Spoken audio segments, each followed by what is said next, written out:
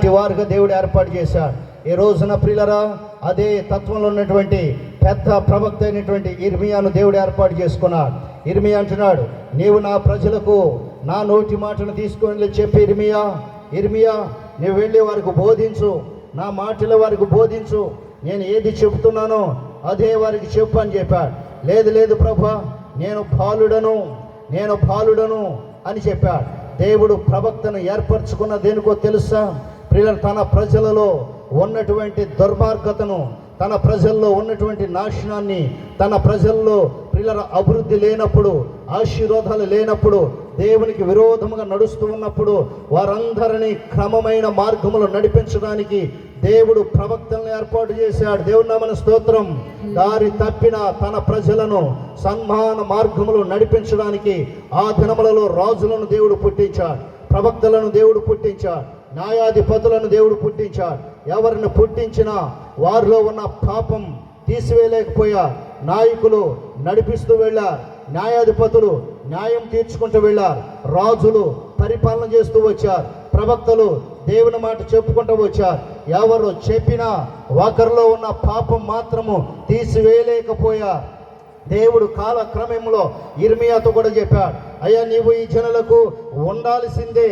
ఒకవేళ నువ్వు ఉండవా, ఒకవేళ నా మాట నువ్వు చెప్పవా, అయితే నీతో నేను మాట్లాడతాను విను. ఏ ప్రజల మధ్య అయితే నువ్వు ఉన్నావో, ఏ ఇశ్రాయేలు వారి మధ్య అయితే నువ్వు ఉన్నావో, ఏ యెరూషలేము వారి మధ్య అయితే నువ్వు ఉన్నావో, వారందరి ఎడల నేను భయముని నీకు పుట్టిస్తాను. వారిలో నిలబడే తత్వం లేకుండా చేస్తాను. ఒకవేళ నా మాటగా కనుక నువ్వు నిలబడితే ఎవరు కదిలించలేని, ఎవరు కూడా నిన్ను కదిలించలేని ఎత్తడి ప్రాకారముల వలె చేస్తాను. ఒక గొప్ప పర్వతముగా చేస్తాను, ఒక గొప్ప కొండగా చేస్తాను. నీ మాట వేదవాక్కు అవుతుంది ఇర్మియా అని చెప్పాడు. అప్పుడు దేవుని యొక్క మాటను నమ్మి ప్రవక్త పని చేయటం ఆ దినాల్లో ఇర్మియా ఒప్పుకున్న దగ్గర నుండి ఆయనకి ఎన్నో కష్టాలు వచ్చాయి. ఇశ్రాయేలు ప్రజల గురించి, యెరూషలేము ప్రజల గురించి, యోధా ప్రజల గురించి, ఆ ప్రజలందరి యొక్క పరిస్థితుల గురించి, ఆ దేశ నివాసుల గురించి ఆయన ప్రార్థన చేస్తూ ఉన్నాడు. ప్రవక్త చేసినటువంటి ప్రార్థన ఎలా ఉందో తెలుసా? ఇర్మియా గ్రంథం 9వ అధ్యాయం, కొద్ది బేస్ పెట్టినానమ్మా దీంట్లో మానిటర్. ఇర్మియా గ్రంథం 9వ అధ్యాయం మొట్టమొదటి వచనముల నుండి మనం చదువుకుంటే, నా జనులలో హతులైన వారిని గురించి నేను చూడగా దివారాత్రము నా కన్నులు కన్నీటి ఓటగాను, నా శిరస్సును జలమయముగాను చేసుకొని ఉన్నాను అని ఆయన సెలవిస్తాడు. అనగా దాని అర్థం ఏంటి తెలుసా? ఇర్మియా ప్రవక్తతో ప్రభుల వారు మాట్లాడుతూ ఉన్నాడు. నా జనులలో హతులైన వారిని గురించి చూస్తూ ఉన్నాను, నా జనులలో నాశనం అయిపోయిన వారిని గురించి చూస్తూ ఉన్నాను. అయ్యా ఇర్మియా, ఎందుకు నాశనం అయిపోయారు నీ జనులో? అయ్యా ఇర్మియా, ఎందుకు హతులైపోయా?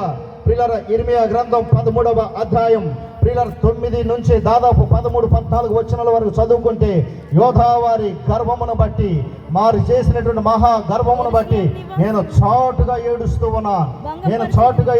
ఉన్నాను. యోధా వారిలో గర్వం ఉన్నది కాబట్టి నేను ఏడుస్తూ ఉన్నాను.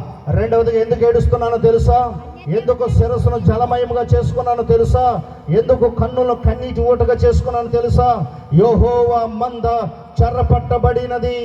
ప్రియులారా, యెహోవా మంద, నీకియ్యబడిన మంద, సౌందర్య మంద ఎక్కడ? నీకియ్యబడిన సౌందర్య మంద ఎక్కడ ఉన్నది?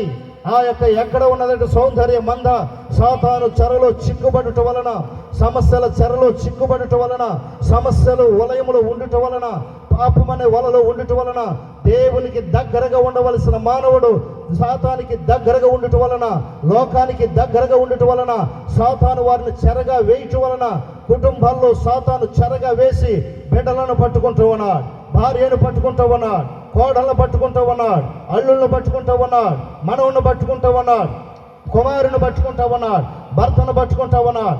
కారణం ఏమీ తెలుసా?